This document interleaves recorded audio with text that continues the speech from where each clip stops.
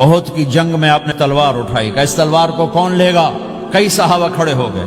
آپ نے کہا اس تلوار کا حق کون ادا کرے گا؟ سارے بیٹھ گئے، 3 آدمی کھڑے رہے، ایک زبیر بن عوام، ایک عمر بن خطاب، ایک ابو دجانہ۔ ان کا نام ہے سماک بن خرشنہ، سماک بن خرشنہ ان کا نام ابو دجانہ سے مشہور ہے۔ تو آپ نے تلوار نہ عمر کو دی، نہ زبیر کو دی، ابو دجانہ کو دی تھی۔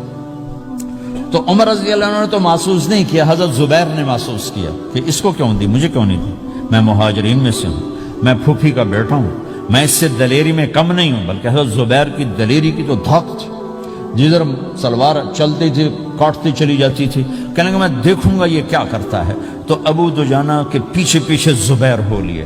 تو ابو دجانہ نے جو حملہ کیا تو 3000 کا لشکر تھا، اس کو چیر کے پار نکل کے، پورے لشکر کو کاٹ کے پار نکل کے، اور آگے عورتیں کھڑی تھیں جو مکے کے لشکر کو تیار کر رہی تھیں۔ نحن بنات طارقی نمشی علی النمارقی مشی القتل بوارقی المسک فی المخالقی المسک فی المفارقی والدر فی المخالقی ان تقبلوا نعانقی وتدبروا نفارقی فراق غیر وامقی۔ یہ گانا گا رہی تھیں اور ان کو تیار کر رہی تھیں۔ تو جب ابو دجانہ کی تلوار نظر آئی تو سب بھاگی، ہندا پکڑی گئی۔ تو آپ نے یوں اپنی تلوار ہندا کے سر پر رکھی، انہوں نے چیخ ماری، تلوار ہٹا لی۔ تو زبیر پیچھے پیچھے کہ کیا کیا ہے؟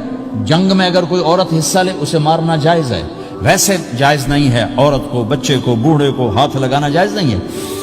تو انہوں نے کہا تلوار کیوں نہیں چلائی؟ کہا میرے محبوب کی تلوار ہے، عورت کے خون سے رنگین کر کے اس کی شان نہیں گھٹانا چاہتا، یہ میرے نبی کی تلوار۔ پھر واپس ہوئے، پھر اٹیک کیا اور پھر مجمع کو چیر دیا۔ سامنے ایک آدمی آ رہا تھا ہاتھی کی طرح، اتنا لمبا موٹا تازہ۔ تو زبیر کہنے لگے میرے جی میں آیا کبھی اس کی ٹکر ہونا، پھر میں دیکھوں ابو دجانہ کیا چیز ہے۔ تو اللہ کا کرنا ایسا ہوا، ابو دجانہ دونوں آمنے سامنے ہو گئے۔ تو وہ ایسے شاہ سوار تھے کہ دونوں طرف کے لشکر ذرا تھم گئے اور وہ دونوں بھڑ گئے۔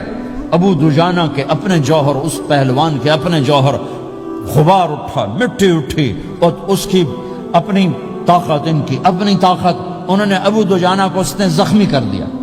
ابو دجانہ نے جو جوش میں آ کے ماری تلوار، اس کو لگی یہاں، تو اتنی طاقت سے لگی کہ اس کے نیچے اتر کر 2 ٹکڑوں میں تقسیم کر دی۔ یوں ماری تو ایک حصہ ادھر، ایک حصہ، پھر یوں دیکھا اور اپنے چہرے سے لوہی کی ٹوپی اتاری، فما ترا انا ابو دجانہ، کیا دیکھ رہے ہو؟ میں ہوں ابو دجانہ، تلوار صحیح لی ہے میں نے، غلط نہیں لی، یہ ابو دجانہ ہیں۔ اور جب شکست ہو گئی احد کی جنگ میں، اور پھر 10-12 آدمی نے آپ کو گھیرے میں لیا ہوا تھا، ان میں ایک ابو بکر تھے، عمر تھے، علی تھے، طلحہ تھے، زبیر تھے، سعد بن ابی وقاص تھے، اور سہل بن حنیف تھے، عبادہ قتادہ بن نعمان تھے، اور ابو دجانہ تھے رضی اللہ تعالی عنہم۔ ان میں سے ایک ابو دجانہ بھی تھے، اور یمامہ کی جنگ میں ابو دجانہ شہید ہوئے، یمامہ کی جنگ میں شہید ہوئے۔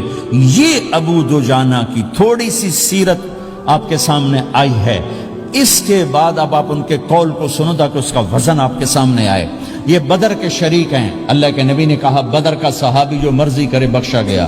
یہ صلح حدیبیہ کے شریک ہیں، اللہ نے قرآن میں کہا لقد رضی اللہ، میں ان سے راضی ہو گیا۔ یہ صحابی ہیں، اللہ نے کہا کلا وعد اللہ الحسنى، اے میرا نبی تیرے ہر صحابی کے لیے جنت کا وعدہ ہے۔ اور اب یہ کیا کہتے ہیں؟ یہ کیا کہتے ہیں لوگو؟ ان ارجع عملی عند، لوگو میرے پاس، ابو دجانہ میرے پاس بخشش کا سب سے بڑا عمل جانتے ہو کیا ہے؟ بدر نہیں، احد نہیں، حدیبیہ نہیں، خندق نہیں، خیبر نہیں، فتح مکہ نہیں، آخری حج نہیں۔ کیا ہے؟ کیا ہے لوگو؟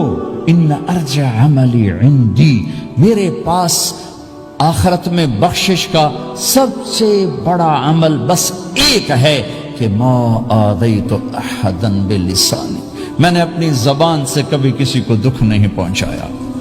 ولا اجد فی قلبی غلا لاحد، اور میرے دل میں کسی کے لیے بغض کوئی نہیں ہے، بس یہ میری بخشش کا عمل ہے۔